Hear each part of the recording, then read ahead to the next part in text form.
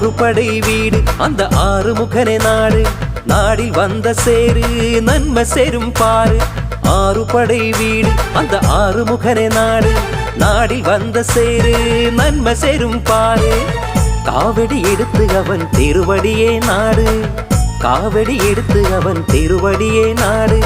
அரோஹரா சொல்லு அவன் அருமை பெருமை சொல்லு, அரோஹரா சொல்லு அவன் அருமை பெருமை சொல்லு. ஸ்கந்தனுக்கு முருகனுக்கு குமரனுக்கு வேலனுக்கு, ஸ்கந்தனுக்கு முருகனுக்கு குமரனுக்கு வேலனுக்கு.